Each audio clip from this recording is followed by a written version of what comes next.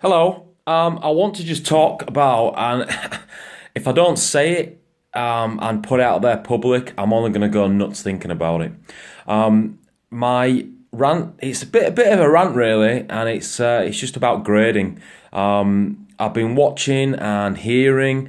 I watched some things on YouTube, and one of the things is I'll say it's Taekwondo, and I see people and other styles as well, but mainly Taekwondo, and I see people breaking things for a grading. Now, in some of these videos, these people have got two, three, four attempts at breaking this particular, well, it's a probably half an inch thick piece of wood, and they're missing the target every single time. Then they're resetting, then hitting the target, and I just think it's giving people false hope, purely because you are, somebody hits the target. You're teaching them to hit the target, doesn't work, reset, hit the target again, doesn't work, reset, hit the target again. If somebody can't get that first time, then they should just give up. Because the idea behind martial arts is self defense. And to be able to, karate, for example, is ikeni satsu, which is a one strike kill. So if you don't hit that target first time, how precise and how well trained are you to not be able to break a half-inch piece of wood, which is pretty slim, and then be given a second shot, on a third shot, on a fifth shot, and it just brings a mockery to martial arts. Yeah, I'm getting a little bit wound up because it's stupid. And then I see some of these forms, and I just think a black belt, in my eyes, I mean, I'm not an expert at martial arts. I do run a club, yes, and I do have standards of my own. Now, those standards aren't going to meet someone else's, but then someone else's standards aren't going to meet mine. So it swings and roundabouts really. But the one thing that really grinds my coffee is that when I see black belts that their arms just and their legs don't seem attached to their body, and there's no control over what they're doing whatsoever. For a black belt, you should at least have some kind of control over what your arms do, not just swing your arms around like you're directing traffic, because that's what some of it looks like, and it's kind of woeful. It's kind of it's kind of upsetting to see. And then I hear stories of people that are going for grades, and I just think, oh my god, this is crazy. The only grade that I would see that would be a guaranteed grade, particularly in Tadashi, would be yellow tip. And all you got to do for that is turn up to 6 classes. Yellow belt and above can be failed. I have in the past failed people for yellow belt, which is 12 classes in. So just understand that when you're grading, that no grade is guaranteed. And, if you're doing Taekwondo and you can't break a piece of wood first time, question your ability and question your instructor. Because if these people are allowing this to happen, it should be a case of, do you know what? If that was a real person that I'm aiming for, and I don't hit that and I don't break through it first time, that person has then got the opportunity to retaliate and basically do me harm. And that's not what you want to have when you're performing martial arts. It has to be real. I'll go back to the jiu-jitsu guys. These guys take their grading so serious. Why can't all martial arts be that way? I saw, I don't know anything about jiu-jitsu, I don't know anything about MMA, but I just know that the Brazilian jiu-jitsu people, they take their grading so damn serious, it's unreal. You would look and think, well, how can, and I do see black belts being called out, and I just think, why can't all martial arts be that way? Why do we have to grade somebody, because they've served the time or because they've done enough classes? It's almost like we're grading people, or not me personally, but it's almost like other people are being graded because it's good for the instructor's pocket. Now that's wrong. You know, regardless of how much the grading costs, that's totally wrong. It should be because of the person is worthy, not only in ability. Because to me, you know, yes, it takes ability, but it also takes attitude as well.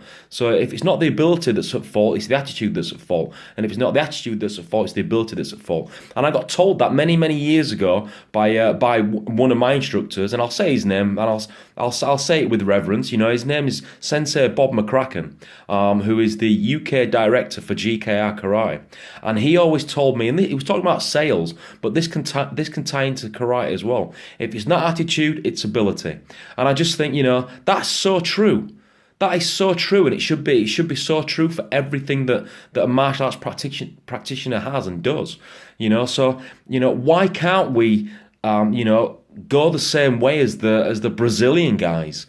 You know, the Brazilian Jiu-Jitsu, where, you know, they take their gradings seriously.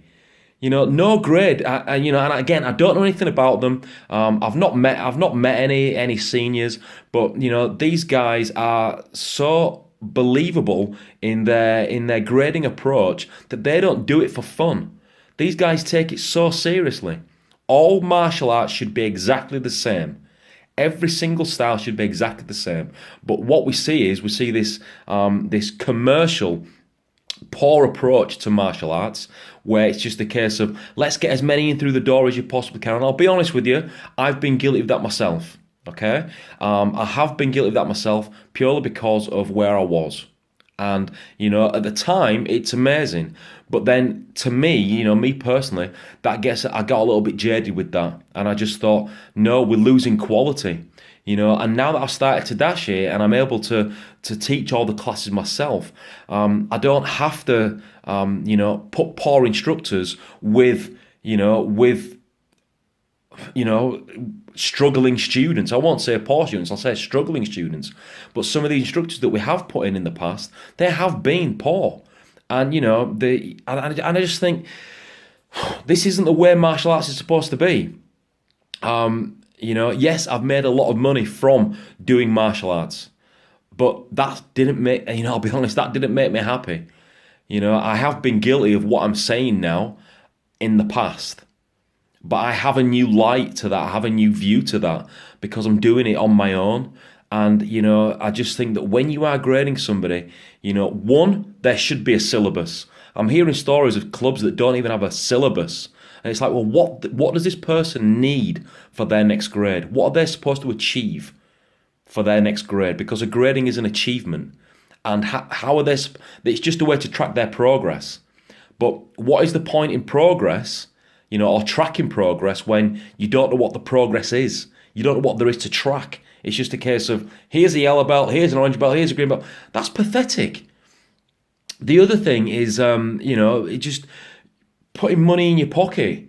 You know, I'd be quite happy to say to somebody, you know, and I got this idea from GKR Karate, which is, you know, if you fail a grade, and I use this same system now, if you fail a grade, you only pay once for that grade. You can fail that same grade as many times as you want to, but you only pay once. Some clubs will charge you twice, 3 times. They'll charge you every time you grade, and if you fail it, they'll charge you again. And I just think, that's wrong. That's so wrong. You know, putting high prices on grades, but the main thing is just giving people false hope. You're giving these people black belts and first dans and second dans and third dans, and they've got no control over their pig and arms.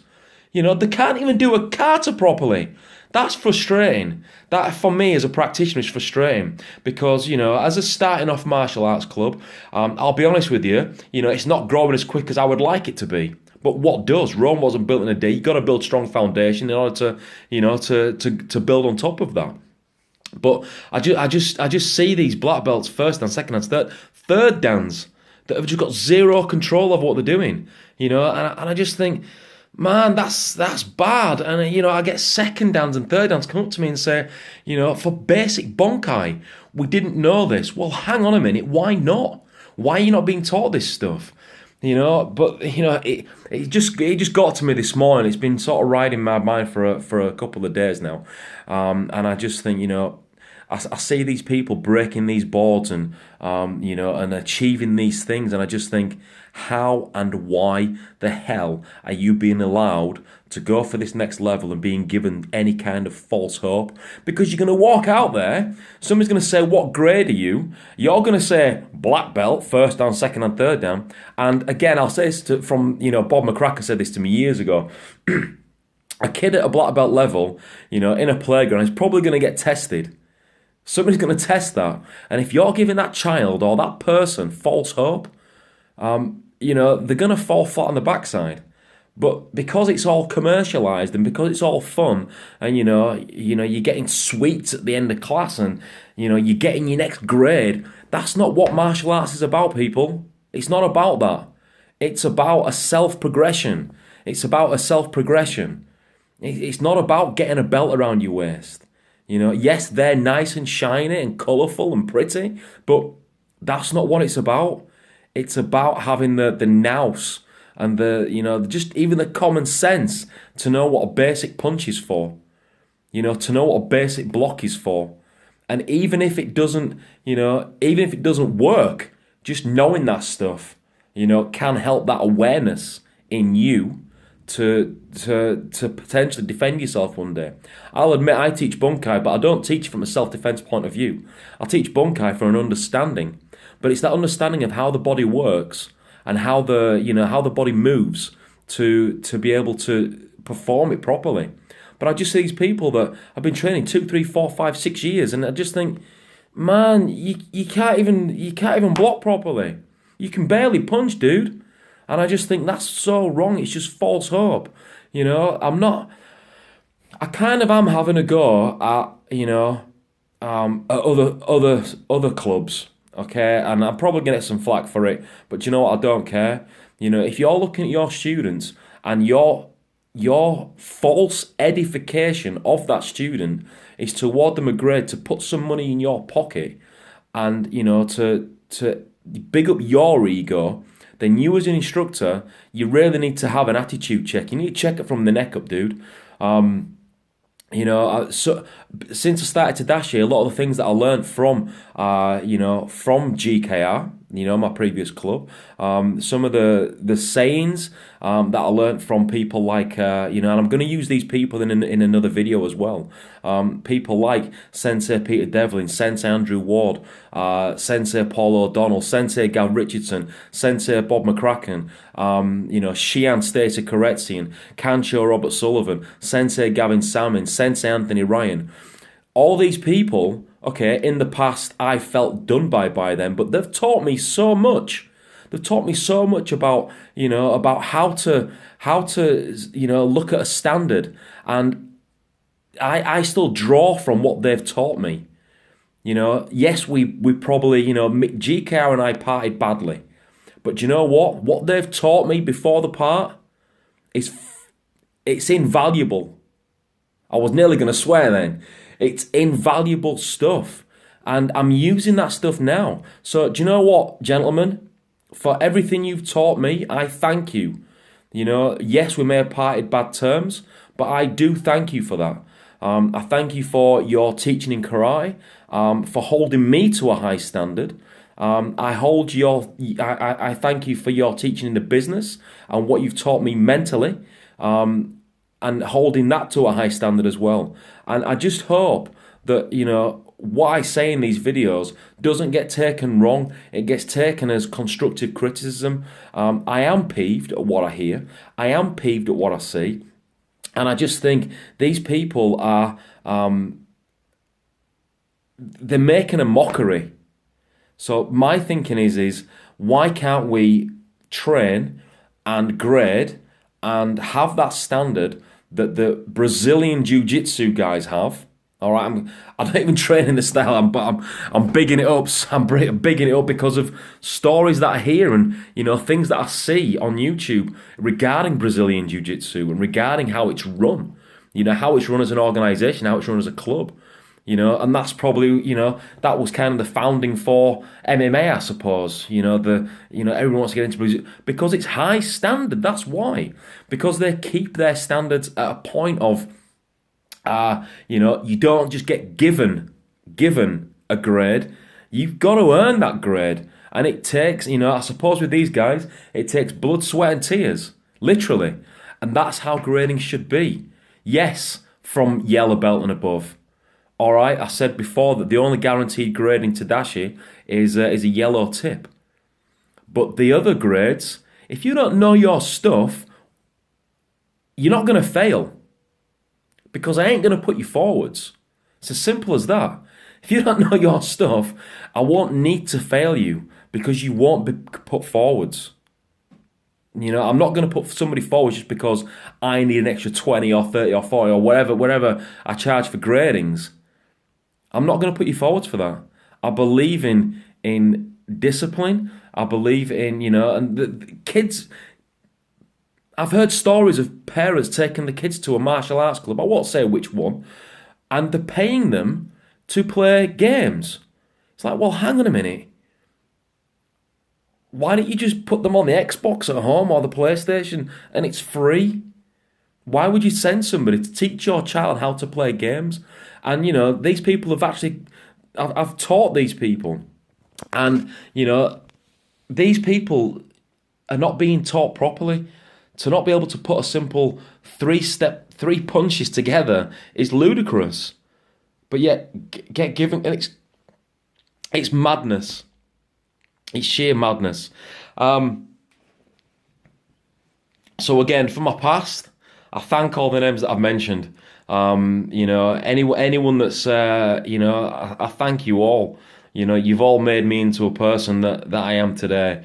Yes, we parted on bad terms, but you've made me into I think a little bit these days.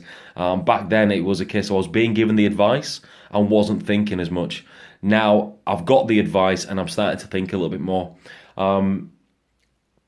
But yeah, just, if somebody can't break a half-inch piece of wood for the first time, what chance have they got on the street to potentially, forgive me for this, to potentially break a nose?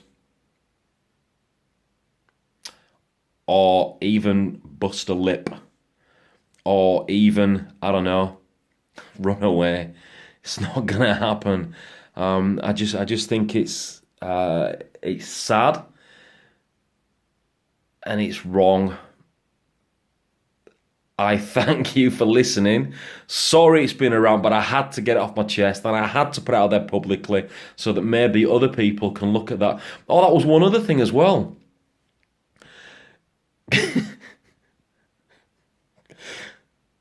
So it comes down to, you got people like Mario Higona, who's a 10th Dan black belt, been training since he was 14.